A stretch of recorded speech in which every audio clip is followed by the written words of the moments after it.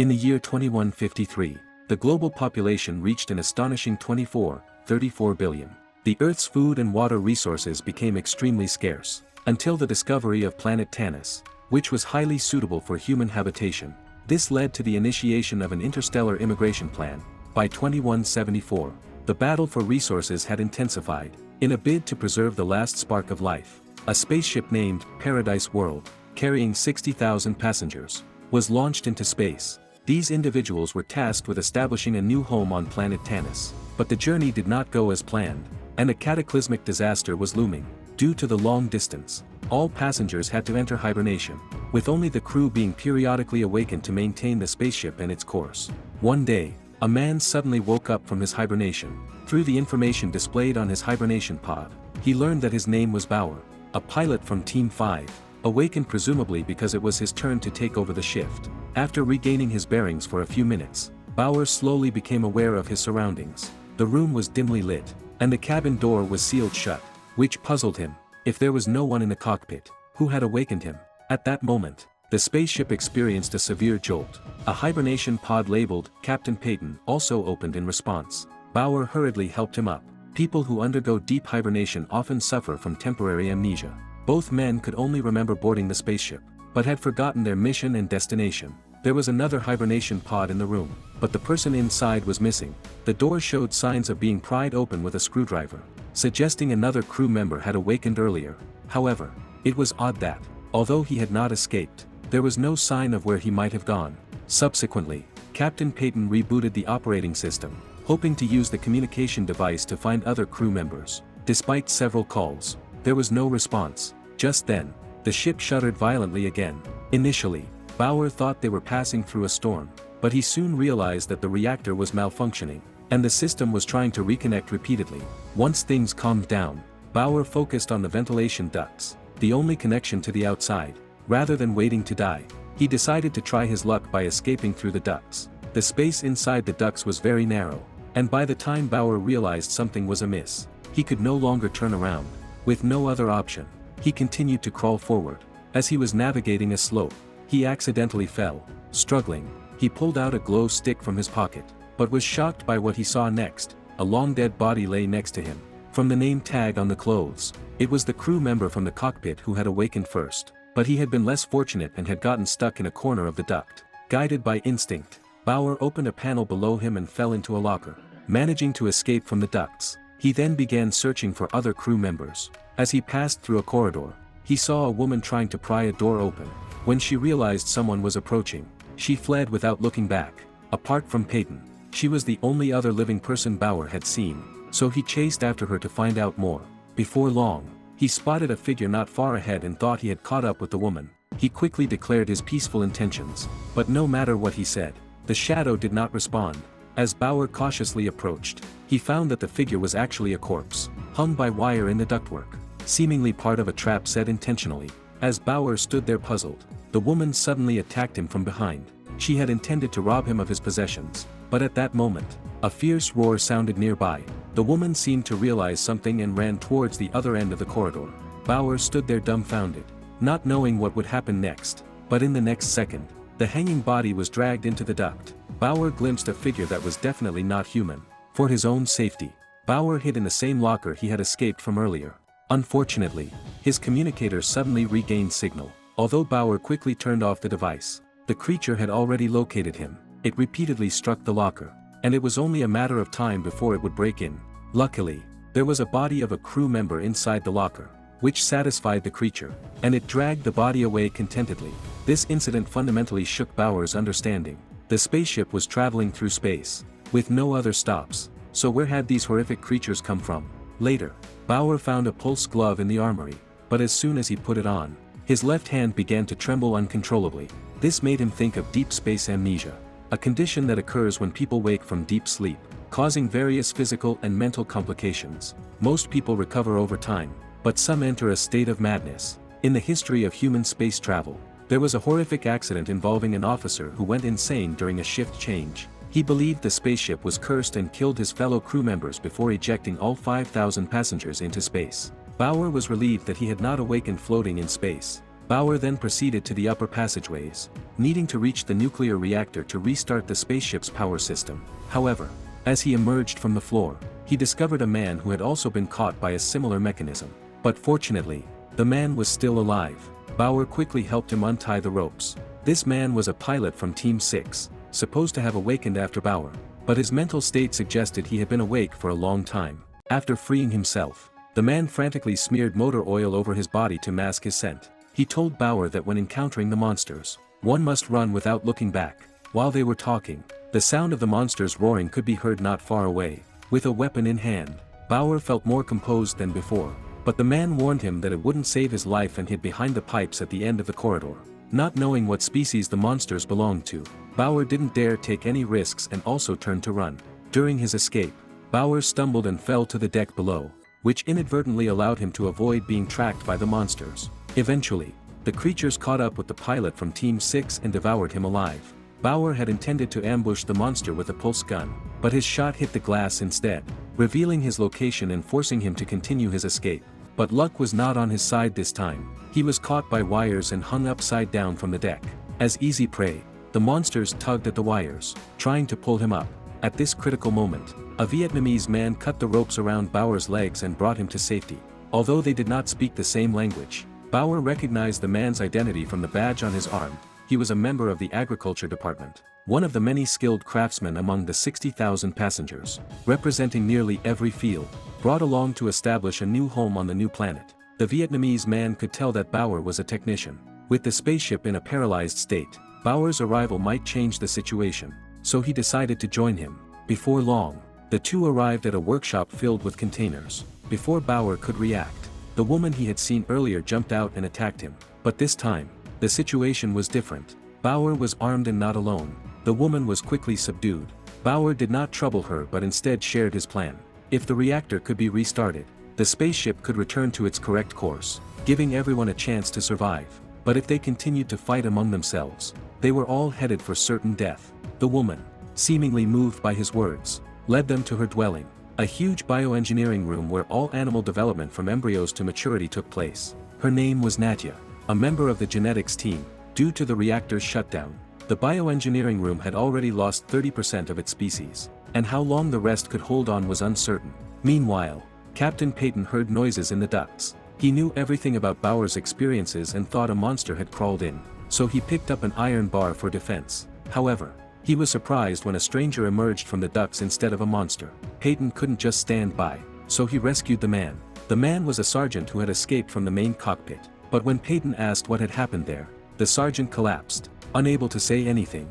The scene shifted to Nadia leading them to the deep hibernation room, where all 60,000 passengers were concentrated, now turned into a dining hall for the monsters. Most of the hibernation pods were empty, and Nadia didn't want to linger there too long, as the monsters could return at any moment to feed. As they prepared to leave, the floor panel under them loosened, and Bauer and Nadia fell down into a huge wastewater pool. Because the monsters frequently fed there, the water's surface was littered with hundreds of bones. Before the pair could recover from the shock, a monster appeared above them. They dared not breathe until it was quiet outside.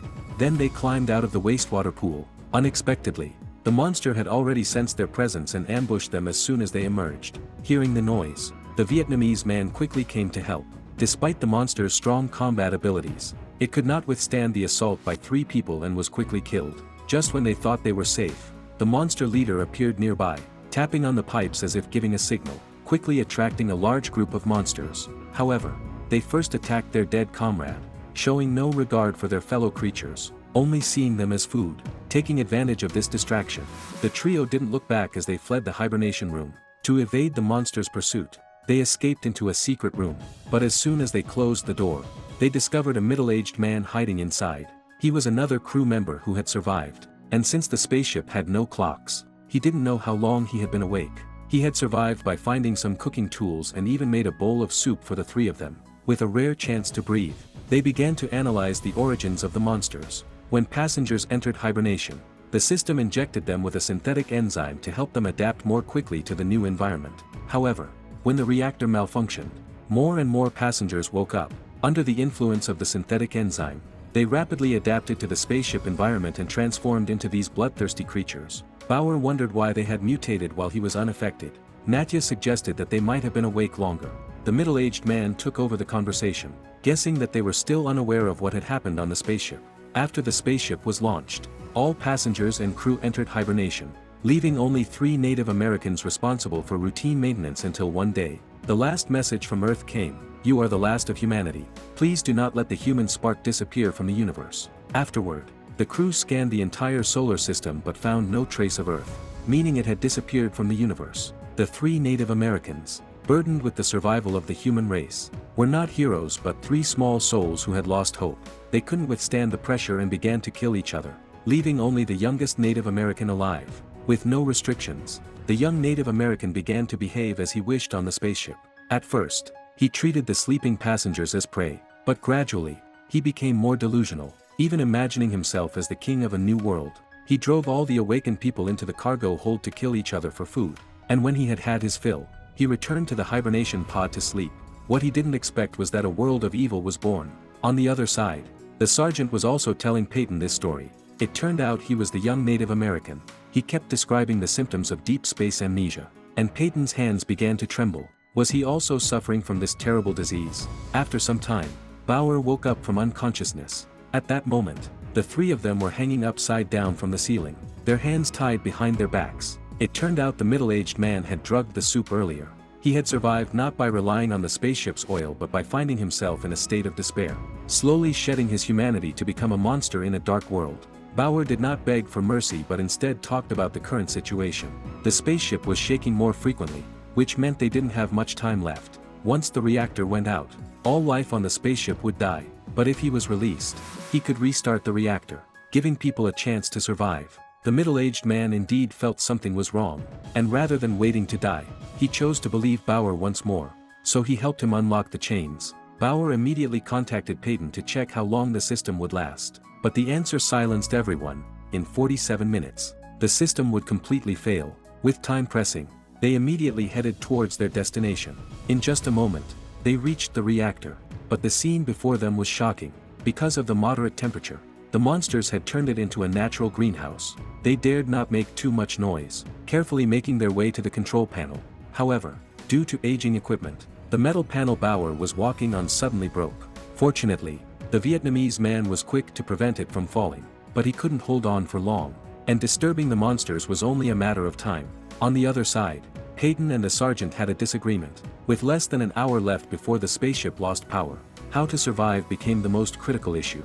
Peyton chose to believe in Bauer, confident he could restart the reactor, but the sergeant didn't think so. Knowing the spaceship better than anyone, he believed that staying would only lead to death. He planned to eject himself into space in a hibernation pod, at least giving himself a few more days to live. Peyton didn't want him to die in vain, so he pretended to agree to his request. After the sergeant entered the hibernation pod, Peyton locked the door. The scene returned to the reactor, where the Vietnamese man's strength was fading. So Bauer made a bold decision. He wrapped a cloth soaked in monster slime around himself and carefully crawled through the crowd of monsters. He was almost at the end when the middle-aged man, nervous, accidentally dropped his flashlight, awakening all the monsters with the loud noise. With no other choice, Bauer hurriedly crawled onto the control panel.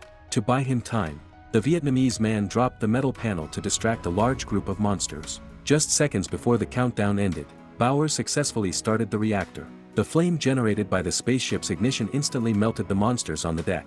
Meanwhile, the Vietnamese man hid on the roof and evaded the monster's pursuit. But just as he jumped down, the monster leader appeared behind him. One wanted to live, the other wanted to eat, and in this fight, both sides staked their lives. Eventually, the Vietnamese man used a decoration from the monster's body to pierce its neck. Just as he was about to leave, a small monster appeared nearby. Looking into its innocent eyes, the Vietnamese man gradually put away his killer intent.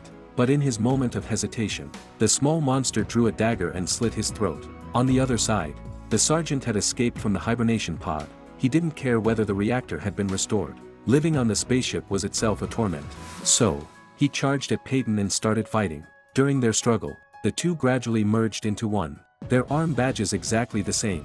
At this point, the whole truth was revealed. There was no sergeant. Everything that had happened was a hallucination caused by Peyton's split personality. In other words, he was the young Native American, and the merging of two personalities meant that one had been killed. Now, was he evil or good? Just then, the middle-aged man, out of breath, rushed in. He hurriedly tried to explain his identity, hoping to gain Peyton's trust. But before he could finish, Peyton stabbed a needle into his eye. It seemed that Peyton had now been overtaken by his evil personality. Not long after, Bauer and Natya returned. With things as they were, Peyton no longer hid his intentions. He opened the spaceship's hatch to show them what the outside world was really like. When they saw the scene outside the cabin, Natya was very surprised. No matter where they were in the universe, they should be able to see stars, but the outside was pitch black. What was going on? Taking advantage of this pause, Peyton began to transmit his thoughts to Bauer, telling him to let go of the burdens of the old world. In this unrestricted new civilization, he was the master of the world. As Bauer was about to break down, Natya suddenly saw an astonishing sight. There were creatures swimming outside the cabin. It turned out they had already arrived at planet Tanis. But because the spaceship had been submerged at the bottom of the sea, they couldn't see the stars. The overwhelming sense of despair made it hard for Bauer to breathe. He even saw a monster crawling through the ducts and, frightened, fired a shot at the spaceship. The shrapnel from the shot shattered the cockpit glass. Bauer quickly regained consciousness as seawater began to pour in. He grabbed Natya and escaped into the hibernation pod. Then, Bauer activated the ejection system, launching the hibernation pod from the spaceship. With the buoyancy of the seawater, they soon reached the surface. To their surprise, other survivors' hibernation pods also popped up. Out of 60,000 passengers, only 1,213 survived. These survivors would carry the hope of humanity and establish a new home on planet Tanis.